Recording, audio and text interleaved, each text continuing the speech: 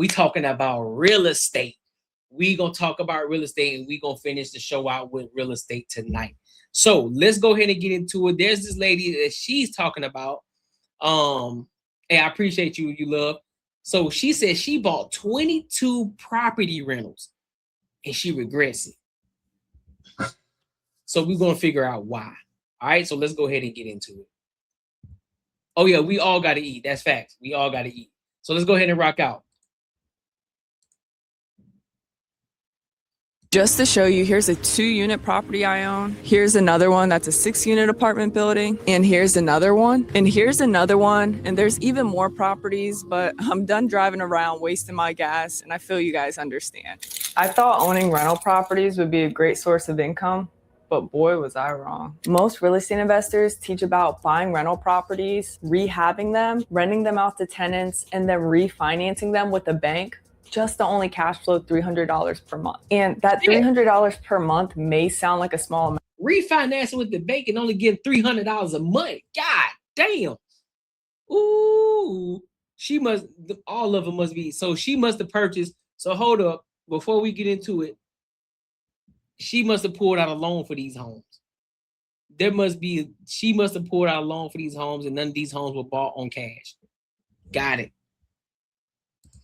But when you have a lot of units, that amount adds up. For the 22 units that I own with my business partner, we roughly cash flow on an average of $600 per month, and that's per unit. And on a monthly basis, that comes to $13,200. And on an annual basis, each year, that comes to $158,400. And that's a big cash flow amount just for only owning 22 units. Now that we talked about the money side of things, you're probably thinking to yourself, Stephanie, why on earth would you regret buying all these properties and wanting to sell them if you're making well over 6 figures with them? Well, because I'm here to tell you the dark side of owning rental properties that the other real estate gurus won't tell you. I honestly thought that as we buy more rental properties, that I would make more money. And as we continue to buy more, I just became more broke. So owning 22 rental properties looks great on social media, but in real life, it sucks. And the 6 figures that you see that we make from all these properties isn't really 6 figures, because as you buy more and you scale, more of that money of that cash flow that you make just goes into buying more properties. And not only that, you have to remember you're dealing with properties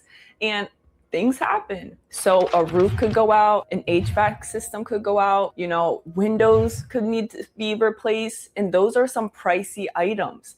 And that starts to add up. Look, think about it. Let's say you own a single family house and you decide to rent it out and you cash flow $400 per month. That's great. That's above average, because typical investors look to cash flow roughly $200 a month. So you're making $400 a month just from this one property. Now, let's say your roof goes out, and to buy a new roof, that costs $5,000. All your cash flow of that $400 per month is completely wiped out just because of that one thing, just because you have to pay for that roof. Look, I'm not here to tell you what to do with your money, whether that's buying rental properties or not. I'm just here to tell you what my journey is and the ups and downs that have come along with it, just so it can help you along the way. Because at the end of the day, we all know that there are pros to rental properties and there are also cons to rental properties. Throughout us buying all these rental properties within an 18-month time frame, I quickly realized that we were becoming equity rich, but cash poor. And having a lot of equity is great, but equity does not put gas in my tank for me to be able to drive to the office and drive to appointments. I don't like living a life having to So this is why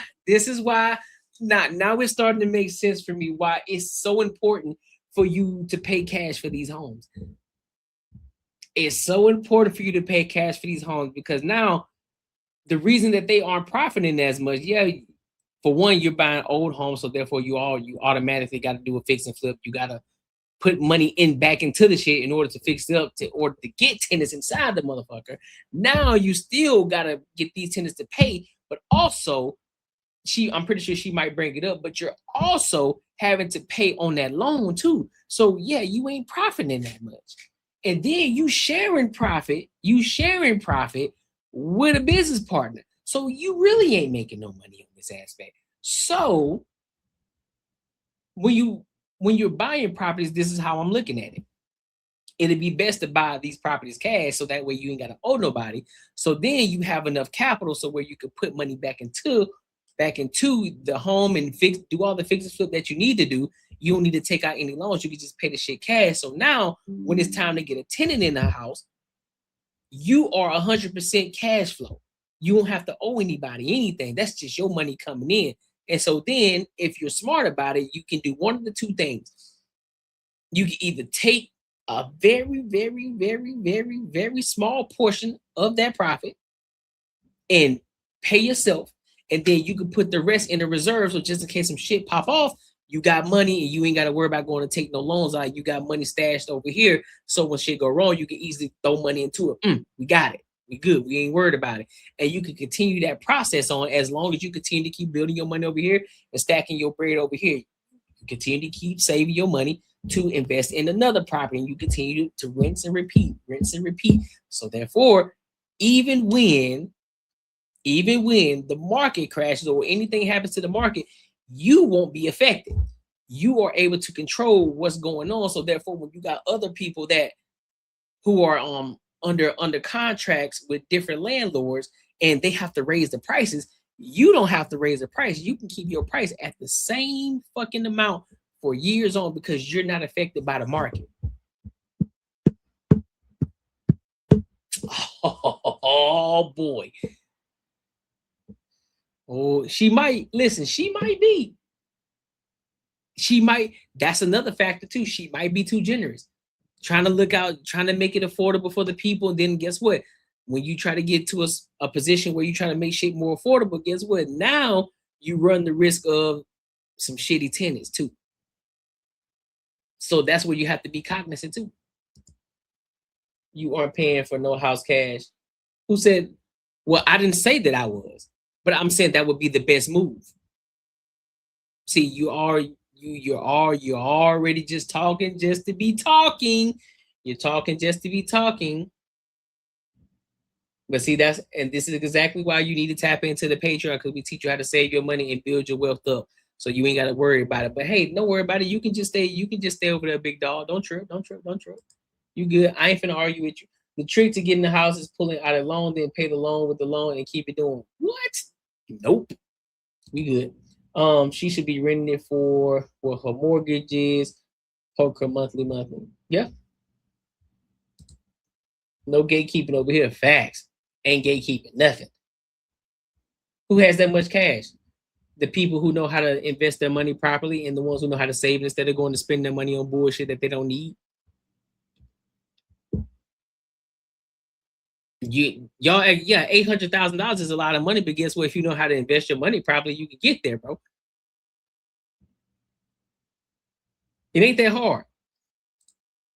We got the shit in practice. Don't worry about it. The 50-year mortgage is too expensive. We need 100. Nah, hell nah. No, you don't. No, you don't.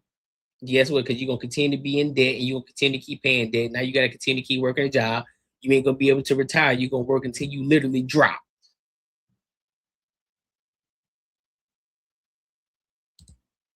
No, not you, KD. No, not you, bro. Not you. Lose money on the interest payments on these loans. She should borrow or save 1/4 of that money, buy on an island and Airbnb that shit. Hey, she could do that, but you gotta be careful with those Airbnbs too, man. You just seen what just happened with that recent situation about this chick who Airbnb. Was it in DMV where that shit happened? The DMV where Shorty was doing the Airbnb, but then she ended up becoming a squatter and not leaving that property. Nah, you gotta be careful with that. You own nothing. You can own. I disagree. You can own shit in the country. You just got to know how to do it. We just got to know how to do it. We got to dive into people who are actually doing it. I know people who are doing it. Because what I'm telling y'all is the things that I'm also implementing, but as well as I've learned from other people who are actually well into it. They're well into it and they're doing quite well. So these things are practical things that you can use. It's just the slower side of this. It's the slower side of things. It's not, oh, it's not the microwave success. It's the slow grind. It's the slow roast. It's the slow smoking of it. Just like one buddy's like, oh, who has $800,000? Yeah, most people don't have $800,000, but there are ways to get to it though. There's ways to save your money the right way. There's ways to invest your money the proper way in order to get to that point a lot faster. But a lot of people don't know that. That's why I teach it in the Patreon. That's why I have my ebook, Earn While You Save, so people can start on the basic level and learn how to do it. You can find rehab houses for $30K or less. Might be in the red zone. See, that's what I'm saying. And you also got to be careful where you buying these homes too, though, because that also plays another factor. So a lot of these things plays a factor, because one of the things that I do know, I used to do wholesale and real estate. So you have to be real careful in regards to where you buying these houses at, where you find these houses, because sometimes even though a house may be cheap as hell, it may not be the best investment because of the area that it's in.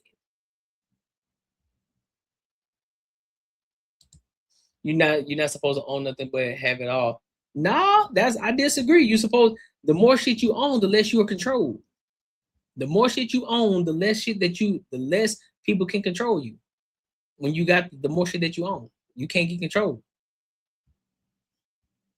I'll use my YouTube channel for an example, right?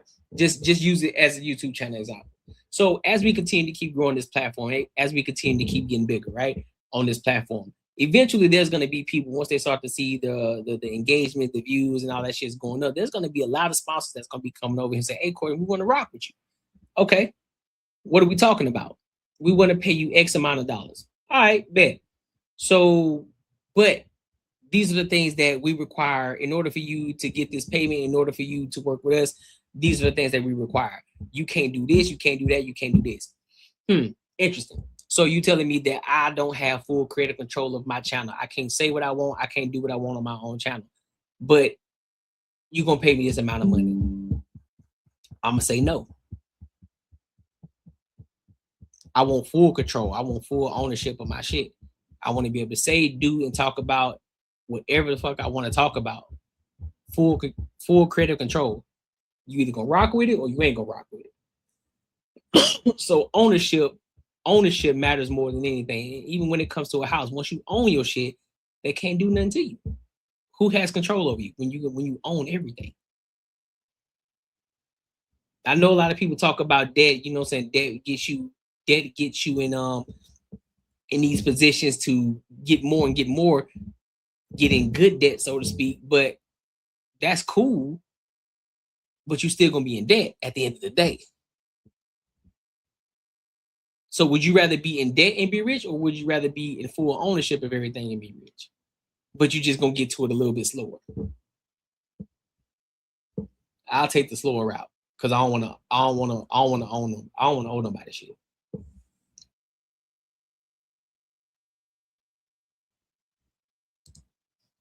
I'm doing a remodel out of pocket. It's slow, but do. Yeah, that's what I'm saying. Slow but doable. On an island like I'm from, the island is yours, and quick too. Airbnb foreigners. Oh, okay. That's what's up. Ooh, Barbados. Yeah. Is it worth investing in the hood if you can buy? Listen, you're gonna have to gentrify it. I'm gonna be honest with you. You're gonna have to listen. If you buy the block in the hood, you better be able to buy that whole fucking block. I ain't gonna hold you, bro. Oh shit, hold up. Let me fix this real quick. There we go.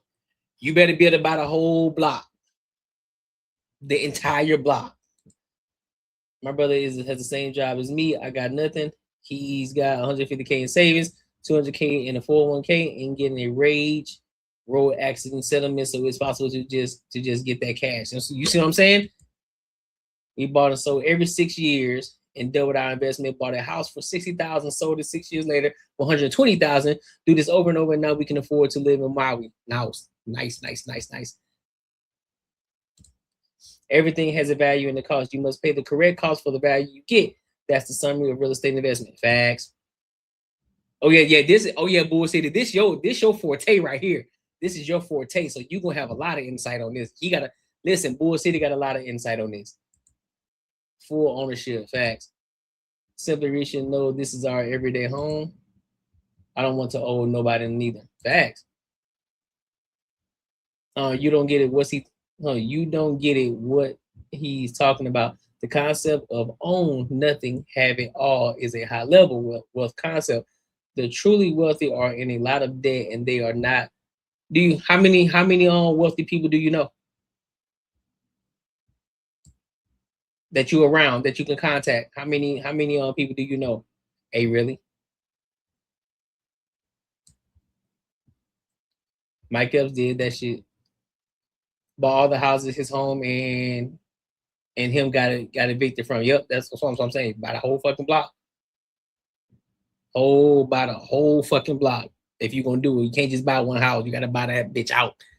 Gentrify that bitch. Can you spend on investing in the hood? So look, I'll allow Bull City to do it because he has way more knowledge than I do. So I'm honest. I'm honest on what I talk about, right? So I'm not gonna just say you some bullshit that I don't know. I'm not just gonna say just start talking shit. So on the expansion, I can give you the surface level by the whole block. But Bull City, he can go into a little bit more depth about it and give you, the practical advice on regards to what you can do to buy the entire block. What sense you just made? If you buy the block, you better buy the block. If you buy a block, this shit. Listen, everything, the block. I've been listening the whole time. Oh yeah, I know you've been in here, big dog. What if I love on it? He ain't buying it. Appreciate you. I appreciate you. Constantly check if my bank account is in the negatives or not. I just got tired of it, honestly.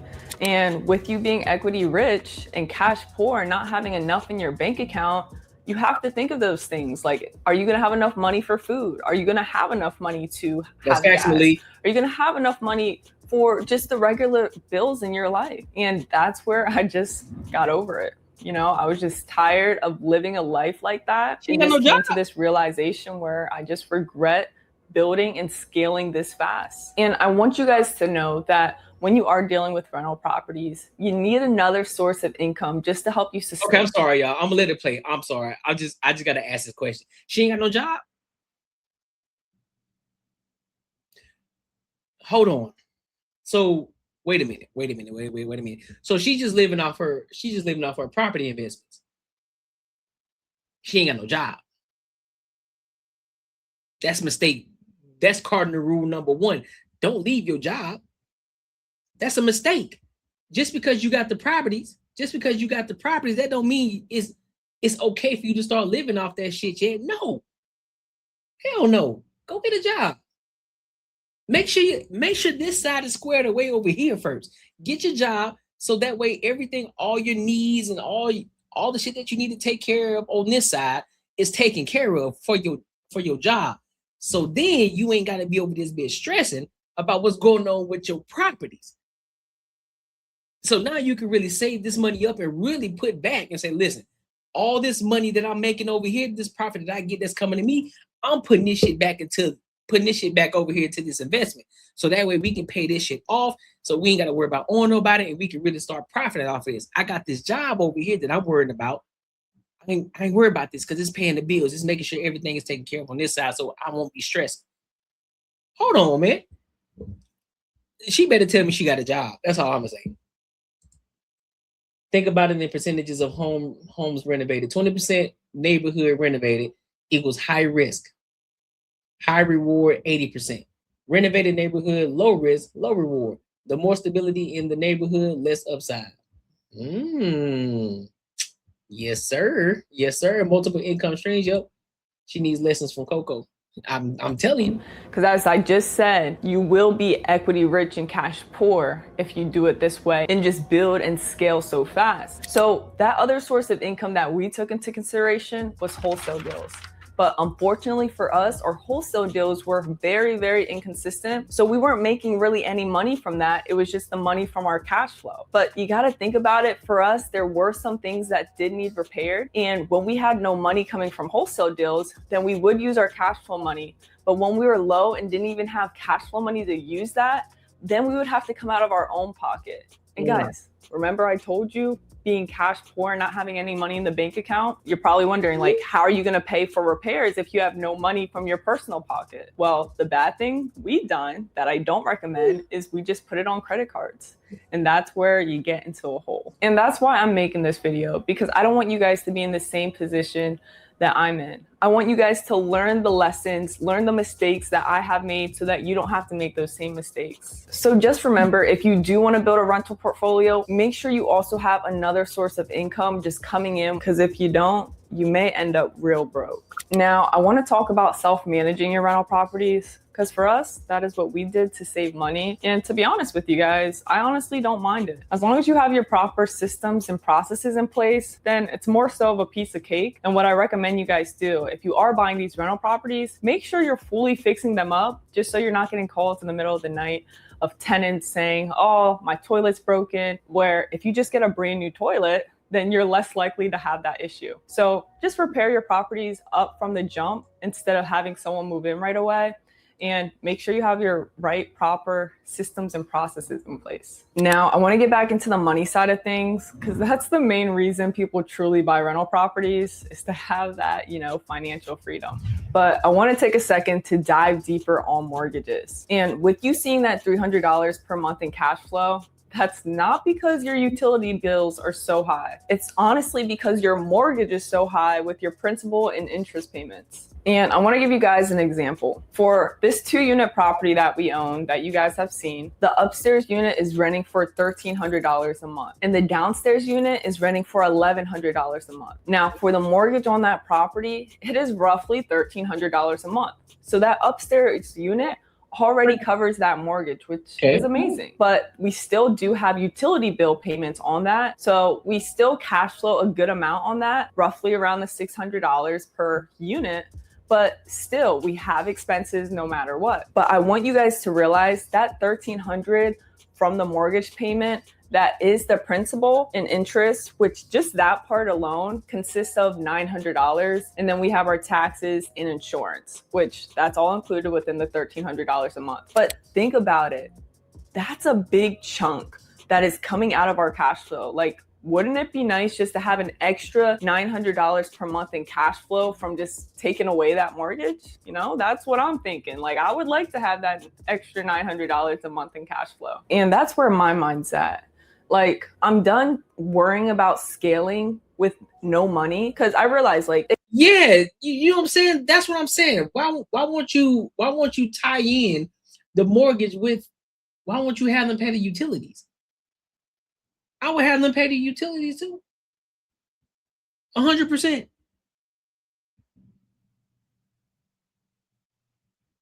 Oh, 1,000, man, I can't wait. Listen, when I get things in order, I'm gonna be renting this house out. I'm gonna be renting this house out because it's in a very good area. Yep. 3 times the mortgage. Has to be a professional management company set up that you own. It is an expense to holding company and a revenue for the property management company. Yep. It can be easily done where you can buy so many rental properties, or just properties in general, whatever you want to do with them, whether that's, fixing them up or keeping them as rental properties. You can do that with no money out of pocket. I mean, that's how we scaled from 0 to 22 units within 18 months. But it's honestly the riskier route if you don't have another source of income, because you slowly get into a hole and you have all these mortgage payments racked up. You have to make sure they're all getting paid, but you also want to make sure that you're getting paid and you're cash flowing as well. So after realizing all this, like I said, I'm done taking that risky route. And I want to take a different approach where I want to focus on limiting those mortgages, having a consistent income, and having a good amount of money in reserves. Because to be honest with you, I'd rather own 30 properties that are 100% paid off than 100 properties that have mortgages on them and only cash flow $300 a day. Exactly. Just like I was saying earlier, you don't want to owe nobody shit. Get the houses and don't owe shit. You can profit a hell of a lot more. That's why you have to take the slow. I get it. I know a lot of people want to do the whole, invest, take the equity out, then to buy another home. It sounds good, but you still owing people. You got 2 homes on. You got 2 homes on the fucking mortgage that you got to pay people that you owe. Nah, fam, I'm good on that. I'm straight. I'm not doing, nope. I'm straight. I'm straight. But I'm glad, but here's the thing. I'm glad she's transparent with what she had going on for the other people who may be interested in investing in properties and telling them what not to do. So I appreciate her for this video. And one of the biggest things that she needs to emphasize, make sure you keep your job. Don't leave your fucking job. Your main source of income, you need that to keep you afloat, to keep things moving over here on the back end so you straight. Don't depend on your properties yet.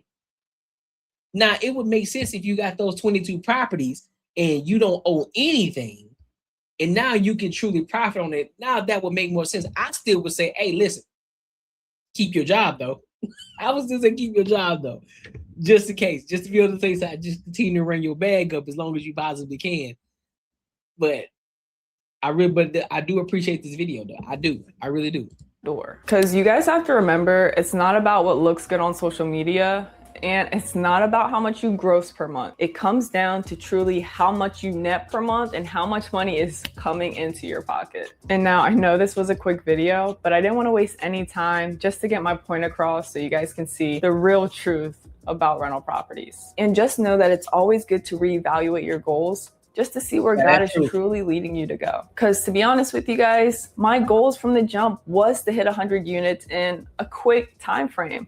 But now, after experiencing everything that I've gone through within this 18-month time frame, I realized it was time to reevaluate my goals and take a step back and see where God wanted me to go. But all you gotta do is stick to, listen, shorty. Don't sell the properties. Don't sell the properties. Don't sell the properties. Hold on to them. But this is what you do first. Go get a job. So that way you can make money on the side so you don't have to depend on the money that's coming from your investments. Don't leave that money, everything that you're making from your properties, all that shit go to reserves. That shit, you don't touch that at all. Put it in your reserves. Put in your reserves. Everything that you make every month, reserves. Just don't even touch it. It's not even there. It don't even exist. Just put in your reserves because you're already making money over here, so you ain't got to worry about your lifestyle. So you straight over here. Just continue to keep putting that shit in your reserves. And listen, if you're making a lot of money over here, hear me out. If you're making enough money over here to where everything is paid for, and you still got a little bit extra, hey, you can take a little bit out of there and put in the reserves over here to help pay that shit down a lot faster, so that way you can get to a profit a little bit faster. That's one way you can do it. I hope this video gave you some insight on the real truth about rental properties. And if it did, make sure you guys give this video a thumbs up. Yep, exactly. That's another thing. That's another thing too. Simply Risha, cut down on her costs that she has. I'm pretty sure she got some costs. She got some other debt too. Maybe, we don't know, but hopefully she don't. Hopefully she doesn't. So, but this was a good video though. Ooh, we're gonna have to get into some more real estate. We're gonna have to get into some more real estate videos. I like these. You know, I like talk about money anyway. I do. You know, we can talk about dating, relationships. We can get into a little bit of politics and shit. That's cool. That's fun. But when I really enjoy talking about this money aspect, man, because we got a lot of things coming in the future. A lot of things coming. I can't wait. Listen, your savings account is robbing you blind. But don't worry, I found out a way how to make my money work for me in my sleep, and I can help you do the exact same thing. Now, this isn't no get rich quick scheme. This isn't no pyramid scheme. This isn't something just trust me situation. This is legit, and this is something that your every average day person can implement in their lives, and they can really get to a bag. This isn't a short-term play. It's a long-term play. There's a promo going on right now, so you definitely want to jump on it before the price goes up, because this is too valuable. The link is in the description, and hey, let's get our money up.